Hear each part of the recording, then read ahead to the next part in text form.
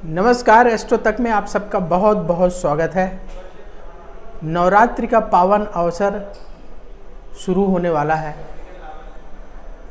इस नवरात्र में आप कैसे 10 महाविद्याओं की साधना करके अपने जीवन के लक्ष्यों को प्राप्त कर सकते हैं।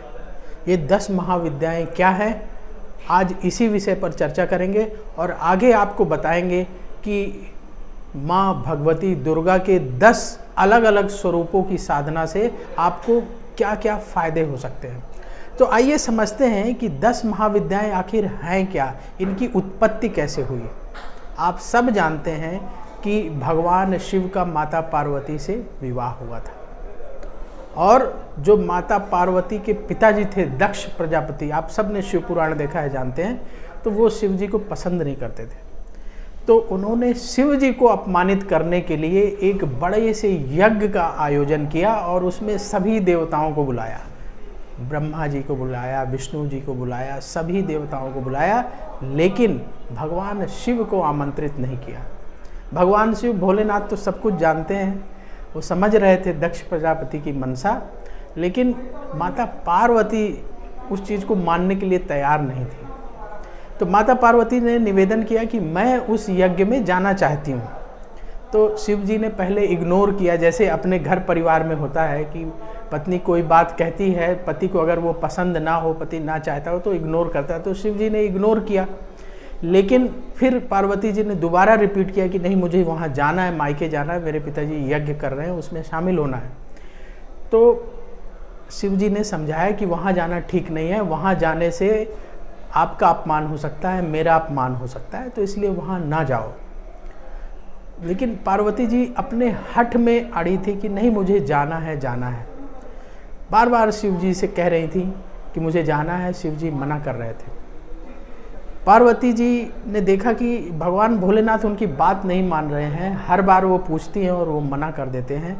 तो पार्वती जी को क्रोध आया, और जब पार्वती जी को क्रोध आया तो उनके जो नेत्र हैं वो लाल होने लगे। धीरे धीरे उनका नेत्र लाल होने लगा, चेहरा लाल होने लगा और पूरे शरीर में कंपन होने लगा। जब भोलेनाथ ने माता पार्वती का ये स्वरूप देखा तो उनके मन में ऐसा विचार आया कि क्यों ना इस जगह से हट के दूर चले जाए, तो ये जो आपस का मतभेद है जाने को लेकर के, शायद ये समाप्त हो जाए।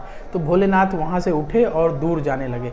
लेकिन माँ पार्वती का क्रोध इतना पावरफुल था कि उनका स्वरूप बदलने लगा, और जैसे ही शिव जी महादेव कुछ आगे तक चले तो माँ पार्वती के 10 स्वरूप निकले और सब उनका रास्ता रोक करके खड़े हो गए। सामने से खड़े हो गए, साइड से खड़े हो गए, हर कोने से खड़े हो गए। आप सब जानते हैं 10 दिशाएं होती हैं, 4 दिशाएं होती हैं, फिर उनके बीच की 4 8 और एक धरती और एक आसमान, कुल मिलाकर के 10 दिशाएं होती हैं। तो माँ पार्वती के 10 स्वरूपों ने भोलेनाथ का रास्ता रोक लिया। जब भोलेनाथ ने माँ पार्वती के इन 10 स्वरूपों को देखा तो वो समझ गए कि माता बहुत क्रोधित है, और उन्होंने माँ पार्वती से शांत होने के लिए कहा, उनसे निवेदन किया कि आप जो है शांत हो जाएं, अपने क्रोध को समाप्त करें।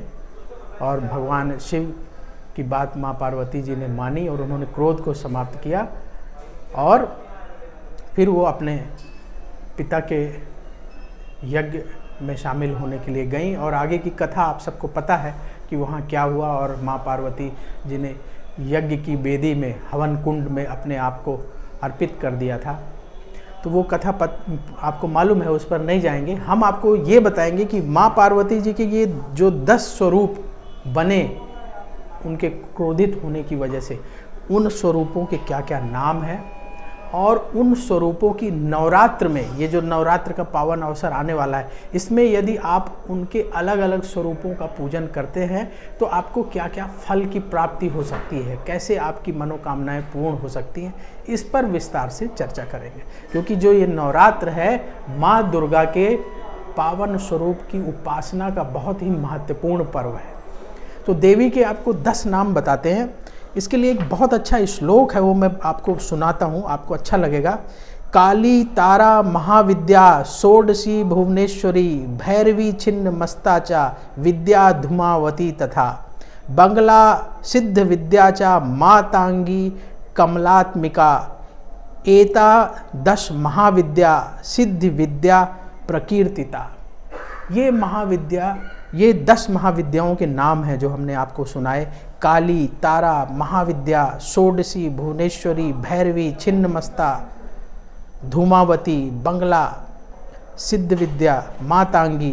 तो ये माता के 10 नाम हैं और इन 10 स्वरूपों में जो माता ने खड़े होकर के भगवान भोलेनाथ का रास्ता रोका था, इन 10 स्वरूपों की पूजा उपासना करने से हमारे जीवन में क्या क्या लाभ हो सकता है उस पर विस्तार से चर्चा करेंगे। तो आज के वीडियो में सबसे पहले हम महाकाली स्वरूप की बात करेंगे कि महाकाली जो 10 महाविद्याओं में महाकाली महाविद्या का स्वरूप है उसके बारे में बात करेंगे कि यदि आप उनका पूजन करते हैं, उनका ध्यान करते हैं तो आपको क्या लाभ हो सकता है। तो देखिए, इस नवरात्र के पावन अवसर पर यदि आप महाकाली महाविद्या के स्वरूप का पूजन उपासना करना चाहते हैं तो आप पहले उनकी एक पिक्चर या उनकी एक फ़ोटो स्थापित कर लें अपने पूजा स्थान में जहां बैठ करके आप पूजा करना चाहते हैं। और जब आप महाकाली की पूजा करेंगे तो उससे आपको क्या फ़ायदा होगा ये बता दें। देखिए, यदि आप अपने शत्रुओं पर विजय पाना चाहते हैं, शत्रुओं को परास्त करना चाहते हैं तो आप महाकाली महाविद्या की उपासना कर सकते हैं, क्योंकि महाकाली महाविद्या शत्रुओं पर विजय दिलाती हैं। और महाकाली महाविद्या की उपासना से हमें अद्भुत ऊर्जा की प्राप्ति होती है। यदि मान लीजिए कि आप डिप्रेशन का शिकार हो रहे हैं, कोरोना वायरस की वजह से बहुत सारे लोग परेशान हैं, डिप्रेशन के शिकार हो रहे हैं, तो यदि आपके साथ इस तरह की प्रॉब्लम है तो आप ऊर्जा प्राप्त करना चाहते हैं, यदि अपने मन को उत्साहित करना चाहते हैं तो भी आप महाकाली महाविद्या की उपासना कर सकते हैं। तो इससे जो आपके बाहरी शत्रु हैं उनसे विजय प्राप्त होगी और जो आंतरिक शत्रु है हमारा डिप्रेशन, उससे भी विजय प्राप्त होगी। तो हमारे अंदर भी तो शत्रु हैं, हमारे मन में जो नेगेटिव विचार है वो हमारा सबसे बड़ा दुश्मन है। तो नेगेटिव विचारों से छुटकारा चाहिए या इस तरह की जो मानसिक बीमारियां हैं, डिप्रेशन है, इनसे छुटकारा चाहिए तो हमें महाविद्या का पूजन करना चाहिए। यानी बाह्य शत्रु और आंतरिक शत्रु, दोनों शत्रुओं से, दोनों एनिमीज से छुटकारा पाने के लिए आप महाविद्या की उपासना कर सकते हैं। अगर कोई ऐसी बीमारी है जिसको लेकर के आप परेशान हैं, इलाज करवा रहे हैं लेकिन उससे छुटकारा नहीं मिल रहा है, तो उन बीमारियों के नाश के लिए, उन बीमारियों से छुटकारा पाने के लिए भी आप माँ के इस स्वरूप महाकाली महाविद्या के स्वरूप का ध्यान करके पूजन करेंगे तो उससे भी आपको फायदा होगा।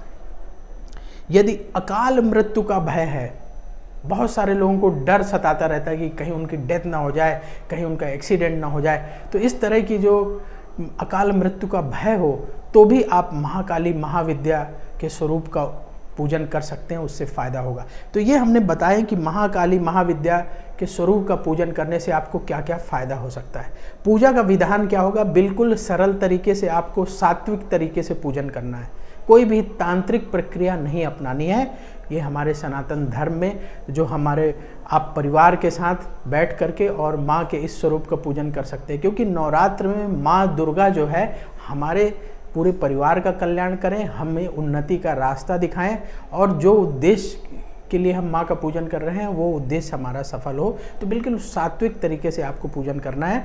तो जिस तरीके से आप हर नवरात्र में माँ दुर्गा का पूजन करते हैं उसी तरीके से करें। बस महाविद्या का जो स्वरूप है, महाकाली का स्वरूप, वो स्थापित कर लीजिए और फिर माँ का ध्यान करके उनको तिलक लगाइए और उनको अक्षत अर्पित करिए, पुष्प अर्पित करिए और एक आपको मंत्र बताते हैं। इस मंत्र का जो है प्रतिदिन 108 बार जाप करिए और जो लोग पूरे 10 दिनों में कम से कम 11,000 जाप कर लेते हैं तो उनको निश्चित रूप से फ़ायदा हो सकता है। हालांकि विधान तो ये है कि 1.25 लाख जाप करना चाहिए, लेकिन हम लोगों को 1.25 लाख जाप करना आसान नहीं है, क्योंकि आप अपने काम में भी बिजी हैं, आप जॉब करते हैं, बिजनेस करते हैं। तो कोशिश करिए कि 11,000 जो है जाप इस मंत्र का कर लें आप रुद्राक्ष की माला से, तो अच्छा रहेगा, क्योंकि रुद्राक्ष भगवान भोलेनाथ को बहुत प्रिय है। तो माँ दुर्गा की कृपा प्राप्त हो, भगवान भोलेनाथ का आशीर्वाद मिले और आपकी मनोकामना पूर्ण हो, तो रुद्राक्ष की माला से ये जो मंत्र बता रहे हैं इसको नोट कर लीजिए। ओम क्रीम क्रीम क्रीम दक्षिणे महाकाले क्रीम क्रीम स्वाहा। फिर से सुनिए, ओम क्रीम क्रीम क्रीम, ओम क्रीम क्रीम क्रीम 3 बार, दक्षिणे महाकाले फिर 3 बार क्रीम क्रीम स्वाहा। इस मंत्र का 108 बार आपको जाप करना है रुद्राक्ष की माला से। करिए और कोशिश करिए कि जो ये 9 दिन हैं इनमें कम से कम 11,000 आप जाप कर लें तो अच्छा रहेगा। नहीं कर पाते 11,000 तो एक माला सुबह और एक माला शाम, 2 माला तो करिए तो कम से कम जो है आपका 216 मंत्रों का जाप एक दिन में हो जाएगा। तो इस तरीके से आप महाकाली महाविद्या की उपासना करके अपने बाह्य शत्रु और आंतरिक शत्रुओं पर विजय प्राप्त कर सकते हैं, बीमारी से छुटकारा पा सकते हैं और वाक्य सिद्धि भी प्राप्त कर सकते हैं। ऐसा माना जाता है कि माँ महाकाली की कृपा से वाक्य सिद्धि की प्राप्ति होती है। आप लोगों को बोलेंगे तो लोग आपकी वाणी से आकर्षित होंगे। तो आप भी इस नवरात्र में महाविद्या की उपासना करके अद्भुत लाभ की प्राप्ति कर सकते हैं। हमारी शुभकामनाएं आपके साथ है। यदि आप कोई सवाल पूछना चाहते हैं तो कमेंट बॉक्स में अपनी डेट ऑफ बर्थ लिखिएगा और सवाल लिखिएगा। आगे आने वाले कार्यक्रम में हम आपके सवालों को शामिल करेंगे और उनके जवाब देंगे। तो एस्ट्रो तक में आज बस इतना ही। नमस्कार।